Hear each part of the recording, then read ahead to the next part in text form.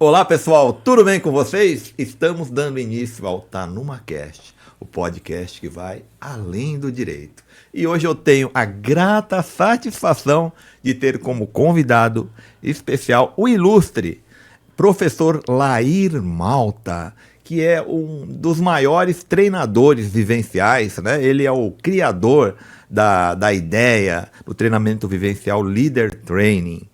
E eu tive a satisfação também de ser aluno dele há 17, quase 20 anos atrás, em 2007. 2005. Eu fiz um 2005, antes ainda, então já faz quase 20 anos mesmo.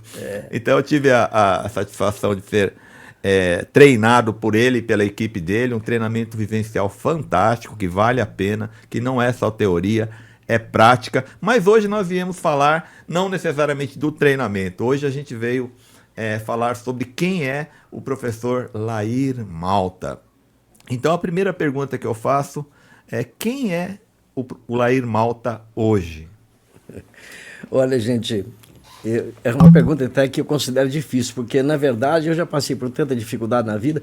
Hoje o meu propósito principal é ajudar as pessoas a melhorar de vida. Essa é a minha meta, com certeza. E o sucesso que eu tenho tido, exatamente, de ver pessoas que de fato prosperaram depois de ter passado pelo nosso trabalho. Inclusive você, Tanuma. Ok. Lair, se assim que o senhor me permite chamá-lo, né, pela amizade. Claro, sem problema. Lair, quais eram os seus sonhos, né, de infância, onde você morava? Quais eram os sonhos que você projetava para a vida adulta em relação a tudo que você gostaria de que fosse, né, a sua vida pessoal e profissional? Todas as dificuldades que eu passei na minha vida não me trouxeram momentos de infelicidade, não. Isso eu posso, com certeza, manifestar com toda a sinceridade. Eu sempre tive uma família que eu não considero de forma nenhum momento que a gente possa ter sido infelizes. O meu sonho principal era fazer com que todo mundo tivesse melhor na vida. Isso era um sonho meu. Mas eu sonhava ser um arquiteto, sabia? E eu não tive chance de ser um arquiteto, porque a necessidade de sobrevivência, lembra do que eu falei sobre a necessidade, 83% faz o que não gosta por necessidade de sobrevivência, eu tinha, infelizmente, essa situação. E não tive a oportunidade de seguir esse ideal de ser um arquiteto. Olha, e a sua infância foi já na cidade, foi em zona rural? Quais eram as brincadeiras da época, né? E quero parabenizá-lo também, né? O professor já vai fazer daqui a um pouco 82 anos, mas você está com uma saúde espetacular, né? Tem menos ruga do que eu, que sou bem mais jovem que você. Isso demonstra que, apesar das vicissitudes da vida, você superou muito bem essas dificuldades, né? E fala da sua infância com as brincadeiras, como que era a vida lá com a família. É o que eu falei aqui, realmente eu não lembro de infelicidade da minha infância. Eu fui criado a minha infância principal, antes, até chegar aos 6 anos, na roça. Na roça. Eu andava muito a cavalo, mas eu trabalhei com plantação de fuma, colheita de tomate. Eu fiz muito isso. E a gente brincava, os brinquedos nossos eram construídos por nós mesmos. Não tinha esses brinquedos artificiais de hoje, não. Então eu tive momentos de felicidade total, posso dizer isso. Meu pai, minha mãe, minha avó, que eu chamava de mãe, também morava conosco, meu tio, que era aleijado paraplégico desde os 2 anos. Eu nunca tive um momento realmente de tristeza ou de infelicidade. Foi uma luta que não teve fim e continua até hoje, mas tudo dentro desse foco, melhorar a vida das pessoas que comigo conseguem contato. Maravilha. E pensando nessa ideia, professor Lair, de melhorar as vidas das pessoas que você iria ter contato, né, já tinha e teria futuramente, qual foi a sua caminhada assim, em relação a estudos, ao trabalho? Como é que você iniciou a sua vida profissional, vamos dizer assim, e a vida acadêmica, de estudos?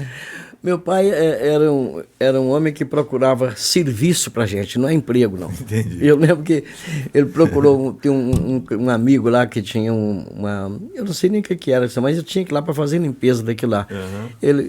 Meu pai procurou, ele ficou comigo presente. Uhum. Eu arranjo um serviço pro meu filho aqui. Ele falou: Djalma, eu não posso, eu não tenho salário para pagar, né? Eu não tenho dinheiro para pagar salário. Eu falei: eu não estou te pedindo pagar, eu estou pedindo serviço para ele. Sim. E era assim. Por causa desse negócio, eu acabei sendo indicado também para ser um faxineiro de um banco. E dessa faxina eu cresci até ser um contador do banco. Maravilha, maravilha. E como é que foi a sua vida acadêmica como no curso de, né, superior de ciências contábeis? Como é que foi? Muito difícil? Foi mais ou menos? Eu tive muita dificuldade porque o banco não me dava trégua. Eu começava muito cedo. Aliás, teve uma época que eu discuti isso com um inspetor. Ele falou assim, ou estuda ou trabalha. O que você quer? Sim. E eu tinha dependência. Eu era um arrimo de família, que era o melhor remunerado de uma família de 14 pessoas. Era o mais velho? Não, eu sou o segundo. O segundo, mas o senhor que... eu tinha um rendimento, mas sempre eu chegava às vezes a pagar o armazém que a gente comprava, quitar só no 13º salário. Entendi. Então você estava sempre numa pendência. Mas a gente não tinha motivo realmente de infelicidade. Eu falo disso porque esse sacrifício existia. Eu morava num bairro muito pobre, que não tinha calçamento, não tinha luz, não tinha água. Nossa. Tudo isso era momento da gente. E outra coisa, o barracão, a gente chama de barracão, aqui a gente chama de edícula, né? Lá em Minas é barracão.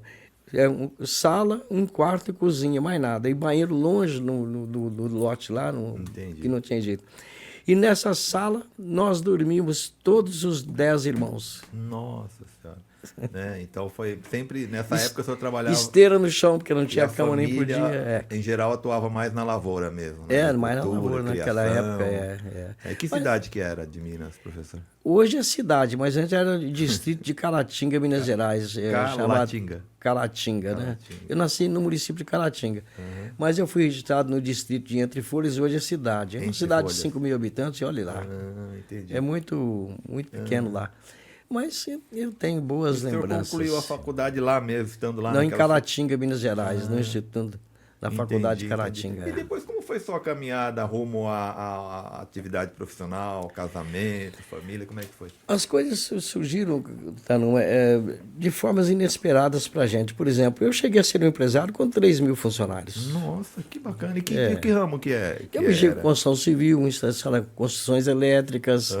Eu fiz muitas obras para a Vale do Rio Doce, para o Banco do Brasil. Nossa. Eu fiz muita coisa sobre isso. E o senhor era o gestor? Era o gestor, de tudo. Exatamente, era o que eu fazia. Um dia, eu estava numa entrevista na Rede Vida de televisão. Sim. E uma pessoa ligou, mas não quis se identificar, falou assim, você se considera um elemento de sucesso? Eu falei, eu considero, mas primeiro vamos definir o que é sucesso. Sim. Sucesso para mim é eu ver o resultado das pessoas que participaram do treinamento conosco, como eu estou vendo o seu e uma série de outros. Por exemplo, tem pessoas que simplesmente hoje têm mais de 20 livros publicados, porque quando fez o treinamento comigo em 1997, não tinha recurso para pagar. Sim. Tá lá. Eu estava dando um treinamento no hotel em Belo Horizonte, Serra da Moeda, Hotel Serra da Moeda, em Moeda, na cidade. E com pouco chega um senhor de Land Rover levando o filho para fazer o treinamento. Aí ainda brinquei com ele assim, puxa, eu não sei quando é que eu vou poder andar num carrão desse. Ele virou assim, faça o leader training. E ele, quando fez, foi alguém que pagou para ele, porque não tinha dinheiro, você imagina isso? Olha, que legal. Então, essas coisas, eu tenho muita gente famosa que já participou do treinamento conosco e hoje estão muito bem, graças a Deus. Então, o meu sucesso é esse. Sim. Ô, professor, o senhor que veio do ramo de contabilidade, foi dono de empresas, tal, a parte mais assim de negócios, né? É lógico, treinamento, uma empresa de treinamento não deixa de ser um negócio, mas é um negócio mais voltado ao desenvolvimento humano. O que te atraiu inicialmente? Qual foi a possibilidade que o senhor observou para começar algum tipo de treinamento? Com quem que o senhor estava na época? Quais foram as inspirações? Eu fiz muitos cursos na área de religião, inclusive. Eu era um assistente da Igreja Católica na época. Eu fui da direção do Movimento Familiar Cristão durante muitos anos. Olha. E naquela época era considerado, se não me engano, até a nível de América Latina. Mas eu não sei se isso é verdade. O fato é que eu trabalhava com isso e a Igreja Católica é que lidera o Movimento Familiar Cristão, mas é aberto a todas as religiões cristãs. Sim. Só se não for cristão, não pode. Não pode. Por ser aberto Era muito fechado. Muito fechado. Por ser aberto a todas as religiões cristãs, havia naturalmente pessoas que não podiam participar. Entendi. Quando eu fui convidado a participar do Life Coach Leader, foi o primeiro realizado no Brasil, foi em janeiro de 1990. Nossa. E eu estava lá.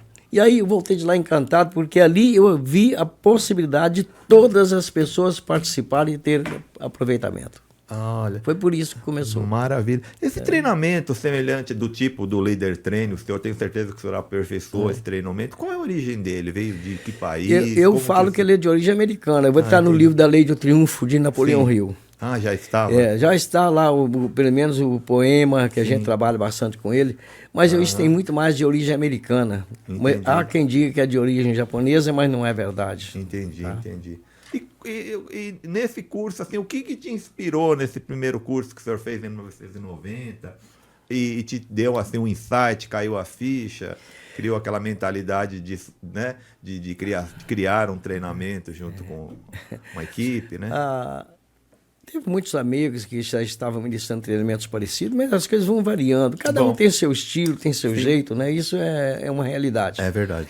Mas o que me motivou mesmo foi exatamente o que eu já disse aqui, é ter oportunidade para todo mundo.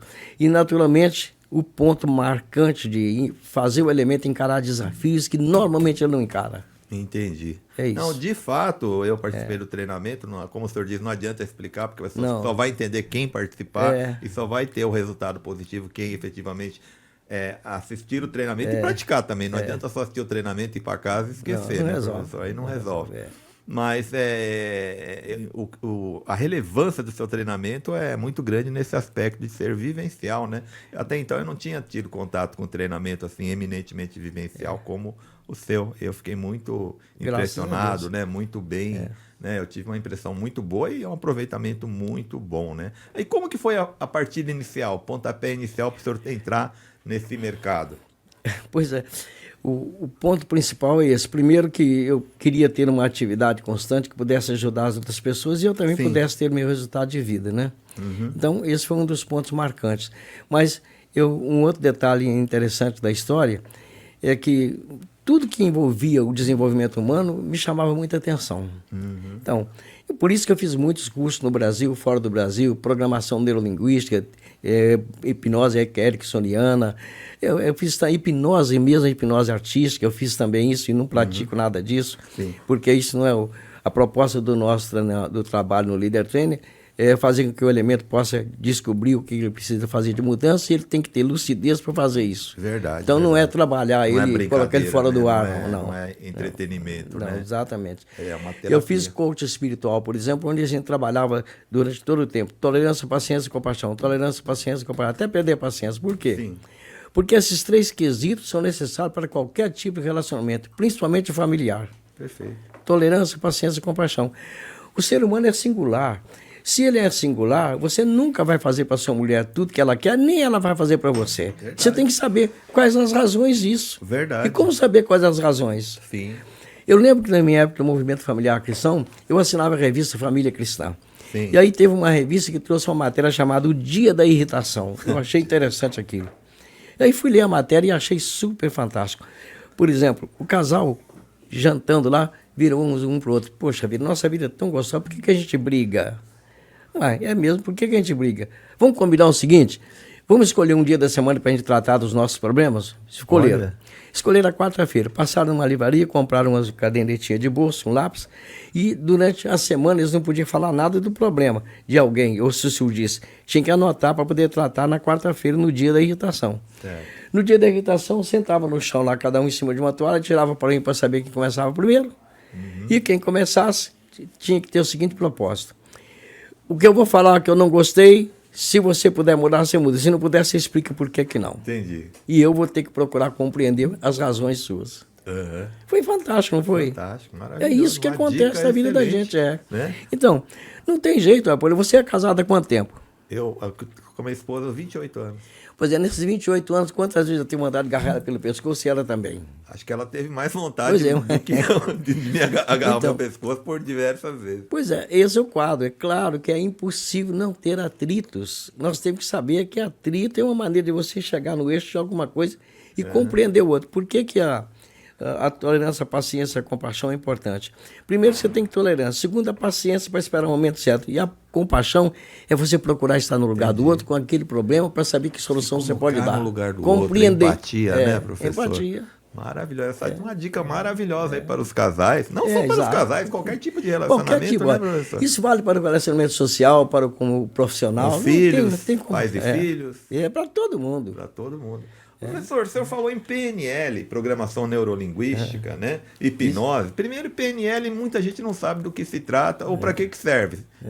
Todo mundo acha que é interessante, importante, mas não sabe, não conhece a parte teórico-prática. Hipnose, o pessoal tem medo, acha que vai hipnotizar e a pessoa vai se submeter às ordens do hipnotizador. O senhor desvenda para mim de uma forma simples aí, claro, objetiva. A PNL, na verdade, a Programação Neurolinguística, quando eu fiz isso na Universidade da Califórnia também, a gente fez preparação para isso, é uma forma técnica avançada de ter uma comunicação assertiva. É isso.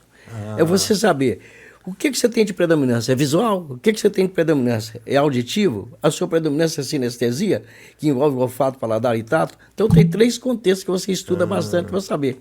Estou conversando com uma pessoa, eu posso identificar se aquela pessoa tem predominância visual ou não. Se tiver predominância visual, eu tenho que aprender a argumentar dentro do estado visual para ele entender melhor a minha mensagem. A ideia seria se fazer entender de uma forma mais direta, mais assertiva, clara, exatamente, objetiva, simples. É você alcançar os objetivos daquilo que você idolatra, porque tem pessoas que você admira muito, agora como chegar naquilo? É verdade. Né? O senhor falou de sinestesia. O que seria sinestesia? Auditivo, visual, fica fácil para o público entender. Eu costumo dizer isso, olha, hoje a vida moderna, que está dificultando muita gente, é o auditivo, sabia? Entendi. Sabe por quê? Não. Porque agora você tem alta tecnologia, controle remoto, você está ali, você consegue perceber tudo isso com facilidade. Então você trabalha o visual. Na minha época de juventude, a gente praticava mais o saber ouvir. Entendi. O saber ouvir, porque você chegava em casa, você ligava um rádio, demorava meia hora para falar, ou você sentava na porta de casa e ia bater papo, contar a casa, bater um violão. Certo. Então você praticava o saber ouvir. Hoje não. Hoje o saber ouvir é a parte mais difícil do relacionamento humano. É verdade. Você não tem paciência, não tem tempo para ouvir. Você curte visual, hoje alta definição. A sinestesia dos prazeres virou bagunça, não virou? Hoje não é mais liberdade, é libertinagem. Está meio fora do controle, né, professor? Professor, e essa questão da hipnose? O pessoal fala muito da hipnose, funciona, não funciona? Como o senhor vê a prática? Funciona, em que situação funciona? Funciona e todo mundo pratica e não sabe o que está fazendo também. Por exemplo, a hipnose, a artística é uma coisa. Mas a hipnose seria artística? É aquela que eu faço você enxergar um cara pelado, ou faço você se sentir pelado na frente do público. A hipnose de palco que a pessoa exatamente, fala, né? Chama. A gente não mexe com isso, não. Mas a hipnose é o seguinte, toda vez que você tem uma atenção concentrada naquilo que você está fazendo, é um estado hipnótico. Entendi. Então a paixão seria a hipnose. Exatamente. O tratamento que você tem com seus filhos, o que eles fazem, porque os filhos idolatram pai e mãe até o nível de 7 anos aproximadamente. Depois disso, carece deles terem vontade de mudar, do contrário, você não consegue impor isso mais. Professor, então as crianças estão hipnotizadas pelo celular? Pelas redes sociais. Também. Mas isso é bom? Até que ponto é bom? Até que ponto será que é não negativo? existe nada no mundo que não tenha o prós e o contra. Por exemplo, quando eu fiz teologia, vai lá no Gênesis e fala da árvore do bem e do mal. Por que existe isso? Por que a árvore do bem e do mal? Porque para tudo que acontece na vida tem o oposto. Então você está bem? Presta atenção. Olha para cima, bate papo, vive o presente. Mas se você está lá embaixo, olha para cima que você vai ver a saída. Entendi. Tem que ter cuidado, porque não tem jeito de ser diferente. Tudo que você faz na vida, a gente discutia, Guilherme, sobre isso aí. Se 83% das pessoas fazem o que não gostam por necessidade de sobrevivência e sobra 17% de privilegiado naquilo que gostam, qual dos dois é feliz? Não é fácil essa pergunta, não. É verdade. Porque eu, por exemplo, que não tinha nada, participava de uma carência tremenda de coisas, eu nunca senti um momento de infelicidade. Então não é o ter que faz a felicidade. É verdade. Professor Lair, considerando que o senhor trabalha em família, já, né, desde aquela época que o senhor já atuava com a sua esposa, filhos, como que é trabalhar em família? O senhor acha que tem as dificuldades? Deve ter também as dificuldades né? E também as vantagens, né? O que o senhor diria, assim, do seu trabalho com a família no treinamento Leader Training, por exemplo? Dificuldade sempre teve, mas minha mulher, ela se preparou para isso também, ela meu filho também. Né? Meu filho fez psicologia, ela é psicóloga, ela fez direito também. Sim. E houve até uma brincadeira que eu falo de vez em quando para as pessoas, porque ela formou em direito, Eu falei, agora que para você treinar, faz o nosso disquite. Ela nunca mais veio mexer. Aí ela foi para psicologia, que é melhor, né? Para manter, né? Não, vamos consolidar, né? Deixa eu melhorar. Mas não, a gente nunca teve problema. Hoje é 55 anos de casado, namoro, noivado e casamento, mais de 60 anos. Então, tá aí, vamos sair junto ainda, no batente. E nesses anos de líder training, professor, quantos anos já se passaram? Quantas turmas foram? Quantas pessoas É treinadas? difícil até da gente ver. Eu já tive turma gigante. Foi até bom você perguntar sobre isso. Eu tinha muita turma grande. Teve um psiquiatra que me questionava sobre isso. Porque essas turmas grandes, vocês têm que reduzir essas pessoas. O grupo não pode passar de 25. Ele falava desse jeito. E eu não concordava com ele. Que eu achava que quanto mais pessoas é melhor. Quanto mais pessoas era melhor para o bolso da gente, mas não para o resultado. Entendi. Só que eu não acreditava que era isso o problema. Até que veio a pandemia, e a pandemia reduziu o pessoal. Não, e eu, então, com certeza. circunstancialmente, eu tive que trabalhar com turmas pequenas e percebi o resultado gigante. Nossa. Essa é a vantagem que tem hoje.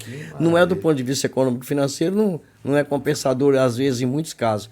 Mas, com certeza, para quem faz, é gigantescamente proveitoso. Professor, nesses longos anos de treinamento com resultados positivos fantásticos, eu tenho certeza, para a grande maioria, para a maioria que aplicou, né? Quem não aplicou, ficou pelo caminho, perdeu tempo. Mesmo quem ficou pelo caminho, isso é um conteúdo de programação neurolinguística. Por exemplo, o que é uma âncora? Você conhece a âncora, é aquilo que segura o navio no lugar, o barco, não é? A âncora é aquilo que dita um comportamento contínuo seu, você tem aquilo ancorado. Entendi. Mas eu posso falar com você, fala de uma música quando você tinha 18 anos. Isso chama-se gatilho. O gatilho mental. Então, o cara faz pelo treinamento e simplesmente você acha que não está praticando nada, os gatilhos continuam. Não para. É verdade. Professor, me conta alguns cases de sucesso aí, né? Algumas coisas engraçadas, né? O senhor gosta de contar essas histórias, né, divertidas, né? Porque tem o lado duro, todo treinamento é como um trabalho, não é fácil. Mas o que o senhor vê aí de resultados positivos, de situações assim, pitorescas? Olha, você sabe que a resenha pós-treinamento é sempre engraçada, né? Depois fica tudo maravilhoso. Você não tem jeito de participar. Para quem não fez o treinamento, você não sabe, fica voando, não sabe o que está acontecendo, não é isso? É verdade. Então eu vou contar um caso que é uma brincadeira. Esse homem, se não morreu, ele está totalmente paraplégico por causa de um mergulho numa piscina. Nossa. Ele fez o treinamento conosco, não lembro mais a data, mas era uma turma muito grande. Ele era líder do grupo 3, se não me engano. Editora, né? Não, ele não era da editora, não. Ele mexia, tinha várias lojas, inclusive em Miami também. Ele era um cara muito bem sucedido. Um bigodão tremendo, altão. Nossa. E ele era o líder do grupo. Sim. E eu não conseguia pegar de jeito nenhum. O treinamento, eles podem estar ouvindo isso aqui, é aquele treinamento que eu faço a pergunta para você. E se você souber a resposta, eu mudo a pergunta. O segredo é não te dar a oportunidade de responder. Certo. É você meditar, buscar solução. E é isso que acontece. Então, eu não conseguia pegar ele de jeito nenhum, porque ele não errava. De jeito nenhum. Até que chegou um momento que eu tive que usar uma artimanha para pegar o cara. Eu olhei nos olhos dele e chamei a atenção do líder do outro grupo. O que seria esse pegar o cara? Explica para o povo entender. Pois é, fazer com que ele cometesse um deslize, né? Entendi. Fazer ele pegar. Pegadinha. Então, olhando nos olhos dele, eu chamei a atenção de um outro líder. E ele, então, levantou o braço e respondeu, "Ai!" E aí, quando ele percebeu que errou, ele fechou. Aí não houve ninguém que não risse, entendeu? Então, o segredo é tipo Caxias. Você tem que ter atenção a todos os mínimos detalhes. Não é assim? É treinamento, não adianta. Treinamento, o próprio nome diz, né? Então, aí o senhor, esse trabalho surtiu vários resultados positivos, mas me fala de um caso assim, que a pessoa entrou em contato. Você teve milhares de casos, mas para agradecer, falou, poxa, o que mudou? Fala não precisa citar nomes, lógico, né? Mas eu não posso citar nome, não posso citar não. Mas olha, tem muita gente famosa. Fala uma só, pelo menos, aí pra gente... Você conhece o cantor Giliar? Conheço. Ele, a mulher dele, o filho dele que é cantor e a minha filha que é médica. Todos eles participaram conosco. Olha, que legal. Todos eles. A Adriana Lessa, a atriz, que ela não sei nem se ela está na Globo mais, ela também fez o treinamento. Adriana Ribeiro, cantora, também fez o treinamento. Marcel Poniquevar, foi da Seleção Brasileira de Basquete, colega do Oscar Schmidt, também fez o treinamento. Todos os treinamentos que a gente tem. Tem muita gente que já participaram de treinamento conosco. Eu não consigo lembrar de nome, porque a gente descartava nome famoso. Não que a gente quisesse esquecer, não. Porque a gente não queria que fosse influenciado por isso. Entendi. Tem que ser pelo resultado. Esse não seria o diferencial, não poderia ser o diferencial, né? Tem que ser pelo... Mas todos esses que eu estou falando, se você ligar para eles te dão um feedback. Maravilha. Professor, agora a gente aí caminhando para uma mensagem, né, importante. O senhor fala sempre, né, sempre falou e pratica, né, teoria e prática de ajudar as pessoas, né? O que um treinamento, o que o senhor já conseguiu, o que os treinamentos vivenciais, comportamentais, né, podem efetivamente ter o poder, né, de transformar e alguma dica, alguma informação assim que o senhor possa passar que não seja do treinamento, mas da sua experiência como professor, né, como treinador. O que as pessoas devem fazer para ter sucesso pessoal, profissional, desde um jovem, desde aquele que quer voltar para o mercado de trabalho, ou abrir um negócio próprio, ter sucesso, que tem muita gente dificuldade no Brasil e no mundo todo, né? Mas no Brasil tem as suas peculiaridades. Bom, eu lembro que a gente estava pensando até em falar de autoconhecimento. Então eu vou lembrar autoconhecimento e inteligência emocional. Por favor, fale um pouco. Vou lembrar um fato de inteligência, de autoconhecimento. Você lembra de um livro de Sun Tzu? Arte da Guerra? Arte da Guerra. Ele dizia assim lá: se você se conhece e conhece o inimigo, não precisa temer o resultado de 100 batalhas. Se você não se conhece e conhece o inimigo, para cada batalha ganha, você perde uma. Se você não se conhece e não conhece o inimigo, perde todas. É verdade. Então, essas técnicas, essa orientação que a gente recebe de muita gente, mostra o seguinte, que você precisa, de fato, entender de você primeiro para poder entender dos outros. Senão, não tem jeito de você ter um relacionamento que possa ser proveitoso, que possa ser próspero. E olha, tem um outro tripé também que de vez em quando eu falo. Você tem família, social e profissional. São 3 contextos que, inevitavelmente, você está presente neles. Qualquer um desses 3 contextos que você desequilibrar, você tem comprometimento com os outros 2. Verdade. Então é preciso estar muito atento a isso. Por isso a gente coloca lá o resultado dos pontos que você precisa desenvolver. Saúde física, saúde espiritual, saúde intelectual, saúde familiar e saúde econômica e financeira. Entendi. Você não pode ficar fora disso. Como você vai planejar isso? Construir um projeto de vida. No treinamento você fez isso. Foi verdade. Um projeto de vida que você precisa. Como se fosse uma pizza com fatias cortadas. Depois você vai fazer um aprimoramento daquilo, porque você pode mudar. A coisa não é simplesmente uma cadeia, não. Você, isso aqui eu falei isso aqui, mas eu posso melhorar isso, então desisto e coloco isso. Certo. Mas você aprende a ter objetivos claros e definidos. Com certeza. É isso que acontece. Então, dentro do autoconhecimento. Quanto à inteligência emocional, é impossível você estar fora de inteligência emocional. Sabe por quê? Porque você não é máquina. Você é um ser humano dotado de emoções. Então, você tem que saber se gerenciar. Então, a inteligência emocional é você saber como gerenciar esses pontos básicos do seu relacionamento. Medo, tristeza, alegria e raiva. Entendi. Esses 4 pontos básicos. Tem que... é difícil, não é? É difícil, é uma brincadeira. Tem hora que você fica doido. Você não viu aí a Janja lá, o que ela fez com Elon Musk? Não. Aquilo é falta de inteligência emocional. Total. Professor, o senhor que estuda bastante, você estava me falando que tem estudado bastante a inteligência artificial, tecnologias novas. O senhor acha que a inteligência artificial, os robôs, vão substituir os seres humanos? Vai. Nas atividades? Em quais atividades vai e quais não vão conseguir? Olha, segundo Elon Musk, 80% da população trabalhista vai ser substituída por máquinas. Entendi. Então, agora, como é que vai ficar esse povo?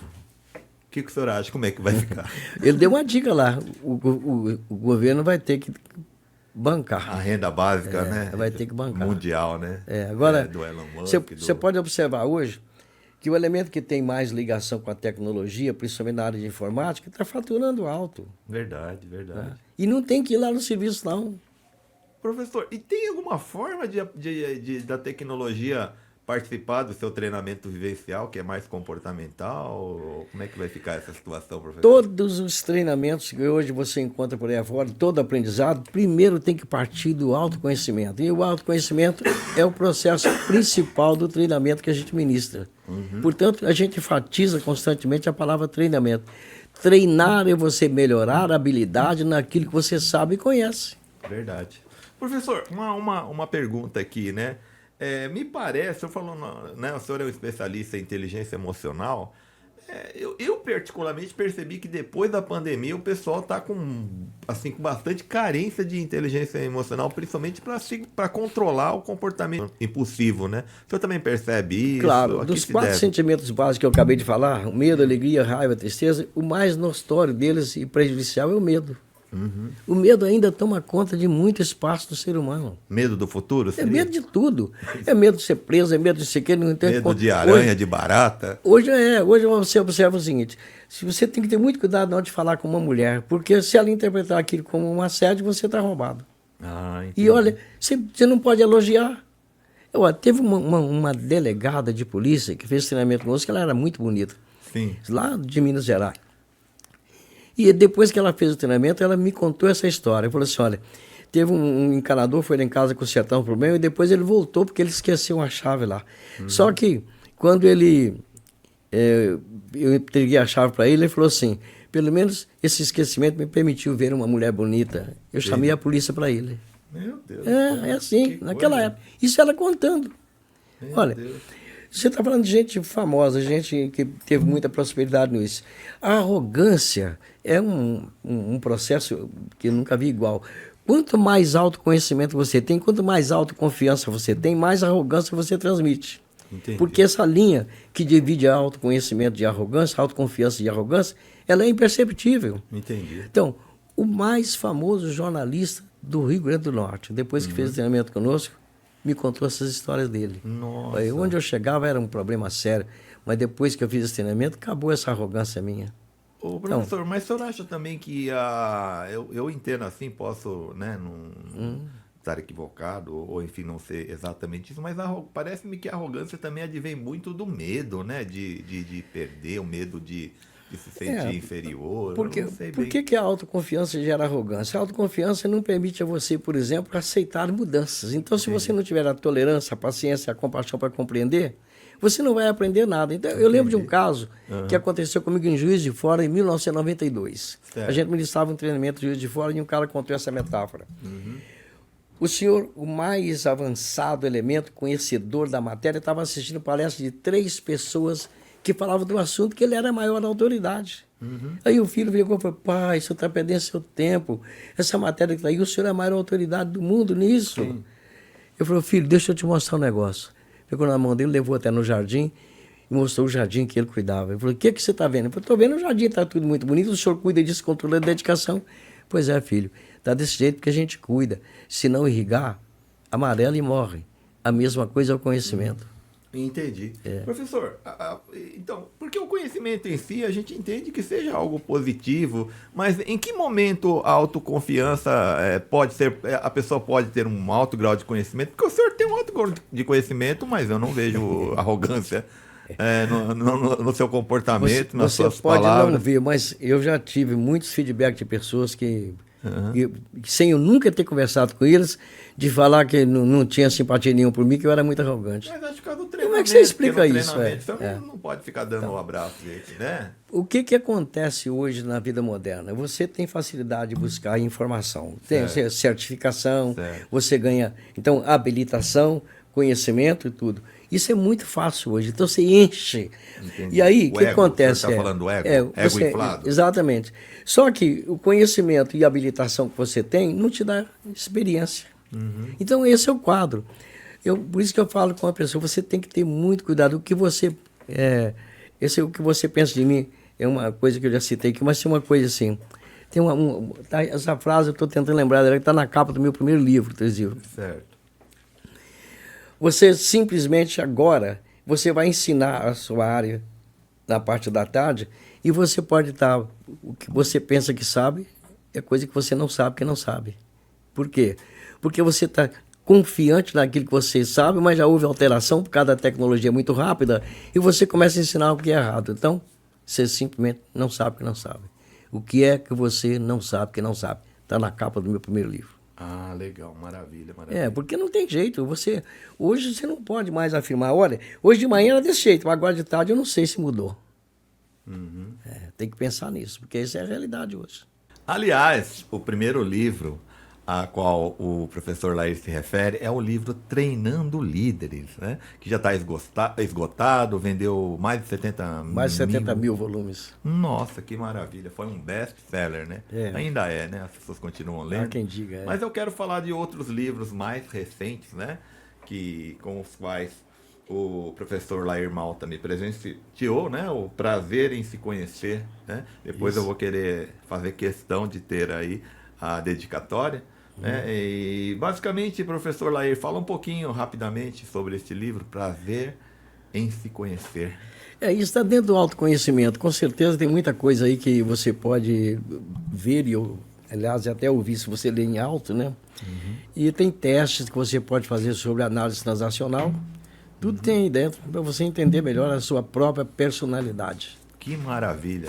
E agora o segundo livro com o qual Líderes o professor Lair me presenteou, Líderes da Prosperidade. Isso é na arte de vender. Como? A arte de vender. A arte de vender. Que maravilha. Eu coloco a profissão de venda como a profissão mais importante da vida humana, porque todo mundo vende. Um dia eu estava fazendo uma palestra para uma empresa em Americana, se não me engano, e na quinta-feira à noite, porque eu na sexta-feira tinha que ir para o hotel para ministrar treinamento. Então eu tinha que arrematar na sexta-feira de manhã e eu ia para o hotel. Então na noite de quinta-feira eu falei assim, amanhã eu quero saber de vocês, todos vocês que estão aqui, o que vocês venderam para o parceiro que vocês têm hoje. Pode ser seu marido, seu namorado, sua mulher, não sei quem. O que vocês venderam um para o outro. No dia seguinte, todas as mulheres compareceram com uma tarja preta em protesto. Porque interpretaram a venda como prostituição. Nossa. Eu falei, poxa, a arte de vender é a arte de agradar, de amar, de servir, de encantar, de fazer o bem.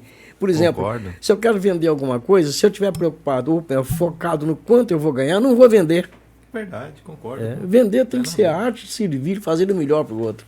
Verdade. Inclusive, professor, eu estava assistindo uma palestra de um advogado bem sucedido. Ele tem um escritório grande, uma empresa de advocacia. Né? Hoje existem advogados autônomos e as empresas de advocacia, que é natural. Né? Ele disse assim, que ele ouviu, não foi nem frase criada por ele, mas ele ouviu de um grande aí, palestrante da área de vendas, da área de comportamento humano. Ele disse que a única profissão que existe é a profissão de vendedor. Exatamente. Não tem outra. Tudo que a gente faz é venda e compra. Exatamente. Agora, Até para se casar tem que vender uma boa imagem, né? Exatamente. Você compra valores, poxa. Né? É verdade, a gente compra valor. E qual é a diferença, professor, entre valor e preço, em qualquer coisa da vida? Claro, o valor é aquilo que você se beneficia em tudo, seja na área espiritual, na área física, na área do bem que você pode fazer com aquilo. Isso é valor. Agora, simplesmente preço é aquele a coisa do momento e não é a coisa que chama a atenção. É verdade, é verdade. As pessoas ainda compram muito assim pela emoção, né? Mas baseado na emoção. Mas o que realmente fica é o valor, né, professor? Com certeza é o valor. A emoção é fundamental. Porque assim, você não compra nada sem emoção. Nada.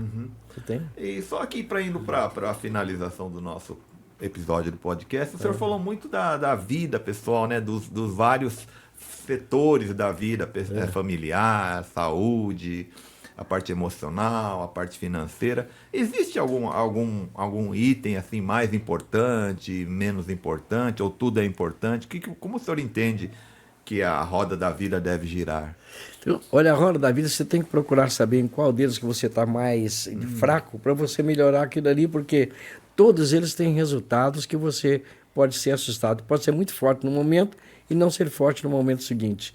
Mas todos eles precisam buscar equilíbrio. E a pessoa está independente do seu treinamento, que é fantástico, mas a pessoa no dia a dia, assim, qual que é a dica que o senhor daria para os nossos ouvintes, os nossos espectadores que são de várias áreas, né, de várias regiões do Brasil, várias profissões, para que mantenha assim a roda da vida, nos vários setores da vida equilibrada? O que o senhor diria? Eu ouvi isso lá nos Estados Unidos uma vez também, sobre esse aspecto. Primeiro, a persistência, o elemento tem que... Tomou uma decisão, não importa se aquilo você gosta ou não, mas é importante fazer, faça o melhor. Entendi. Sempre, né? Sempre. Professor, e em relação às suas qualificações internacionais até, quais vivências que o senhor teve, qual foi o seu aprendizado e o que o senhor efetivamente trouxe aí para a sua vida prática como treinador ou para a sua vida pessoal profissional? Em todos os lugares que eu fui, Tanu, eu procurei saber alguma coisa que pudesse ser útil na minha vida, na minha maneira de viver, inclusive. Eu fiquei 30 dias, por exemplo, em Londres, mas sábado e domingo eu não tinha aula. Eu frequentava postos, como é que fala, museus, e pesquisava, sabe, para saber como é que é o comportamento daquelas pessoas ali. Uhum. E a cultura, né? É a cultura. E por causa disso, eu também estive em Edimburgo, na Escócia, e lá eu percebi um povo super cortês, mas uma vida muito cara também, infelizmente. Eu estive em Paris e fiquei assustado porque ficou confirmado aquilo que a gente já tinha ouvido antes. Eu fiquei hospedado num hotel que deu toalha, não tinha. Não tinha toalha. Eu fui cobrar a toalha, porque aqui não é... Então, tem que pagar por toalha separado. É incrível aquilo lá. Então, realmente. eu estive lá, né, nesse período. Nos Estados Unidos, quando eu estive lá na Universidade da Califórnia, foi em Santa Cruz, e eu então fazia perguntas assim, como é que é a vida aqui do profissional? Se ele entra no estado de concordata, que hoje é recuperação judicial, ou se ele faliu, qual é o comportamento que a justiça tem com pessoas assim? Entendi. E o cara me respondeu o seguinte: se houve crime, ele é condenado. Se não houve, ele é premiado. Mas premiado como? Porque ele tem experiência, ganhou experiência. Verdade. Bom, nesse ponto é verdade. Pois é, agora observa bem. O que é realmente um vencedor? É o cara que venceu o sacrifício da dor. Existe possibilidade de você conquistar o que conquistou sem ter passado por muito sacrifício? Então você venceu a dor, não é? Agora, ganhou dor. Por quê? Lá nos Estados Unidos, lá eles falam que o segundo lugar é o primeiro dos últimos. É a realidade, não é? Então, o que é um ganhador? Você não foi o primeiro lugar, mas você ganhou uma experiência tremenda para na próxima vez ser o primeiro. Verdade. Não é assim a conquista de qualquer coisa? Verdade. Depois vem o perdedor. O perdedor hoje, infelizmente, as nossas leis trabalhistas é que mais prejudica o elemento. Porque o patrão quer que você vá lá no fim de semana fazendo, não posso que eu tenho outro compromisso. Que tem um curso aqui que gostaria que você fizesse, aí eu não posso fazer, eu tenho outras coisas para fazer. E o patrão não pode exigir que o elemento melhore. Verdade. No entanto, ele antes de ser admitido, ele se apresenta, tem resposta na ponta da língua, uma rua bem apresentável, contratou, acabou, a mamãe empresa tem que cuidar dele. É verdade. Isso é um absurdo. Absurdo mesmo. Professor, finalizando então, eu gostaria que o senhor fizesse aí os agradecimentos, né, para o seu pessoal, para a família, para os seus alunos, enfim, para o seu público em geral, que já é extenso, né? São mais de 1 milhão de pessoas que te seguem aí nas redes sociais, enfim, que são da sua esfera de influência, né? E também me desse uma mensagem final geral aí para todos os nossos espectadores. Gente, eu estou muito feliz de estar aqui, de ser um privilegiado de participar aqui do Tanuma com o seu podcast. Mas uma coisa eu gostaria que vocês pensassem bastante. Família é ponto fundamental. Eu sou muito agraciado com a família que eu tenho. Além de trabalharmos juntos, todos eles estão braços abertos junto comigo o tempo inteiro. Então, e cada um tem sua atividade, tem sua vida também, mas nós temos uma união de família. E todas as pessoas que já me ouviram e continuam me ouvindo, inclusive leem às vezes até as gravações ou ouvem as gravações que eu deixo na internet, eu tenho um propósito único: fazer com que você descubra o melhor caminho que você quer para a sua vida. Essa é a minha proposta. Portanto, o meu sucesso não se trata de quanto eu ganho, é o quanto eu consigo fazer com que você ganhe. Esse é o meu sucesso. E eu agradeço muito essa oportunidade de poder falar isso para vocês, principalmente aqui nessa oportunidade que o Nelson Tanuma me ofereceu. Muito obrigado. Maravilha. Pessoal, quero agradecer imensamente, né, aos espectadores em geral, ao nosso convidado especial, professor Lair Malta, né, uma pessoa com um currículo assim, invejável, né, muito extenso, mas que não ficou só na parte teórica, não estudou apenas a teoria, mas ele coloca em prática, principalmente ensinando e aprendendo também, naturalmente, no dia a dia. Né? Quero agradecer ao empresário Robson Guedes, o Robinho, o dono aqui da Conta Byte, também é o dono deste fantástico estúdio. Né? Agradecer aos jovens colaboradores competentes Kaique e Roque, que sempre estão nos ajudando na parte técnica, edição e imagem. Né? Então foi uma um bate-papo muito importante, muito interessante, tá? Quero convidar a todos os espectadores a me seguirem nas redes sociais, se inscreverem no canal Nelson Tanuma, tá? Que hoje já é um dos canais assim de um podcast, um dos podcasts mais assistidos no Brasil, né? E também que envolva também assuntos jurídicos, talvez seja o mais assistido do Brasil hoje, tá? Posso completar um negocinho? Claro. Gente, se vocês quiserem fazer a experiência, ou melhor, passar pela experiência que o Nelson Tanuma já vivenciou, nos dias 6, 7 e 8, no Hotel La Palma, em Indaiatuba, nós estaremos lá com o Life Coach Leader Training e eu estarei presente junto com a minha família. Espero que vocês possam estar lá conosco. Maravilha, imperdível, pessoal. Obrigado. Eu que agradeço.